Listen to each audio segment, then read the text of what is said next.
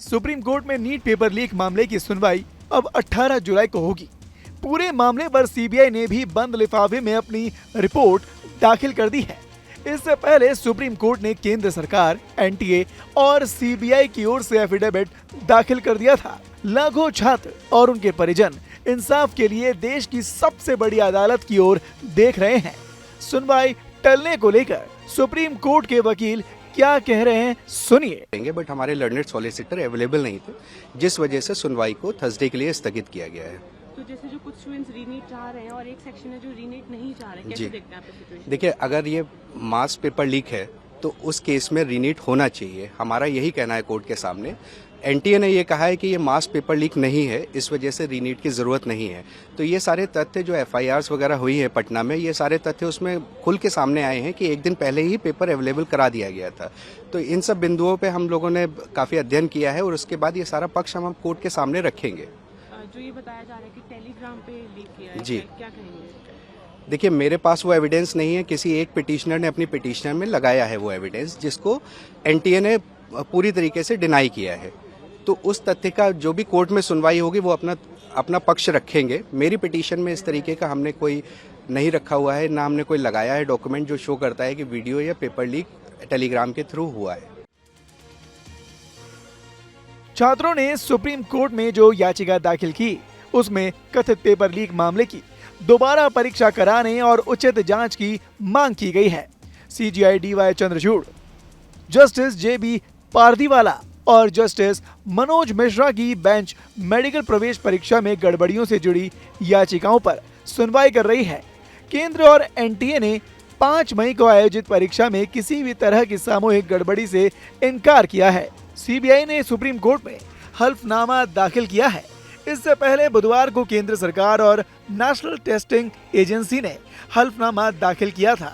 केंद्र सरकार पहले ही कोर्ट को बता चुकी है कि वो नीट परीक्षा दोबारा कराने के पक्ष में नहीं है।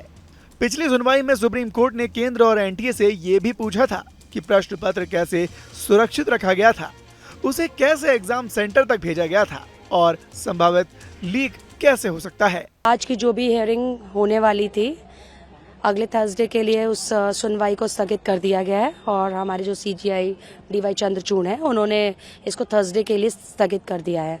चूंकि इस पे मैं कुछ टिप्पणी करना चाहूँगी कि शायद हो सकता है कि कुछ इन्वेस्टिगेशन रिपोर्ट इन्होंने सीबीआई से मांग की थी और एनटीए का ऑर्डर भी आना था। तो एनटीए का ऑर्डर तो आ गया, लेकिन जो सीबीआई से बोला गया था इन्वेस्टिगेशन रिपोर्ट जमा कराने के लिए, वो अभी तक इनकी तरफ से कोई भी इन्वेस्टिगेशन रिपोर्ट नहीं आई है। Appropriate leakage of papers, appropriate इन्होंने जो ये बोला हुआ था कि जो पेपर लीक हुए हैं, कितना स्टोपेलेटेड टाइम लगा है, वो सारा जो दस्तावेज था वो इनको जमा करना था, लेकिन उन्होंने अभी तक कोई जमा नहीं किया है। आपकी क्या उम्मीद है सुप्रीम कोर्ट में नेक्स्ट हियरिंग को लेकर? देखिए, सुप्रीम कोर्ट में हमें बहुत उम्मीद है और हमें अपने सीजीआई साहब से बहुत उम्मीद है कि वो जरूर ऐसा कोई फैसला देंगे जो सभी बच्चों के हित में होगा और सर्वप्रिय होगा। जब मामले की सुनवाई शुरू हुई तो सुप्रीम कोर्ट ने पहले कहा कि नीट पर हियरिंग कल यानी शुक्रवार 12 जुलाई को होगी।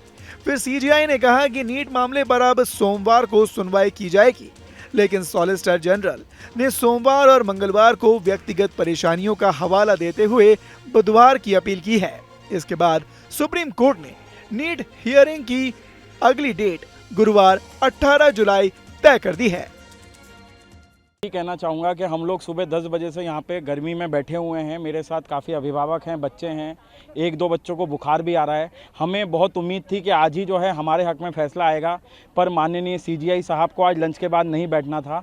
उसके बाद उनने पहले कल की तारीख दी और उसके बाद ये 18 तारीख दे दी गई। तो मुझे लगता है कि इसमें एक पॉजिटिव भी है कि एनटीए और सरकार ने जो हलफनामा दिया है वो अब हमारे वकील उसको स्टडी करेंगे, क्योंकि एनटीए ने अपने हलफनामे में पूरे झूठ भर भर के लिखे हैं। एनटीए बार बार अपने स्टैंड को चेंज कर रही है। एनटीए कभी कहता है लीक हुआ था, आज उसने मानने से मना कर दिया लीक हुआ था। इसका मतलब वो ना तो ईओयू को मान रहा है ना सीबीआई को मान रहा है। मेरे हिसाब से लीक बहुत व्यापक लेवल पे है। मैं आपको 7 स्टेट गिना देता हूँ: गुजरात, गोधरा, दिल्ली, पटना, हजारीबाग, राजस्थान सवाई माधोपुर, महाराष्ट्र और यूपी इलाहाबाद। 7 स्टेट में तकरीबन 10 लाख एस्पिरेंट्स हैं आउट ऑफ 24 लाख। बहुत वाइड स्प्रेड हुआ है और मेरा CGI से यही मुझको उम्मीद है। मैं डॉक्टर भूपेंद्र चौरसिया इन बच्चों के साथ जंतर मंतर से हम इनसे लड़ाई लड़ रहे हैं। हमें यही उम्मीद है कि गुरुवार को अगले एक ऐतिहासिक फैसला आएगा और 24 लाख बच्चों को रीनीट का जो है वो अवसर मिलेगा और CGI 24 लाख परिवारों के साथ जस्टिस करेंगे। अब देखना यह है कि 18 जुलाई को इस मामले पर क्या कुछ निकलकर सामने आता है। खबर पर आप भी अपनी राय कमेंट कर जरूर बताएं और देखते रहें न्यूज़ स्टेट यूपी।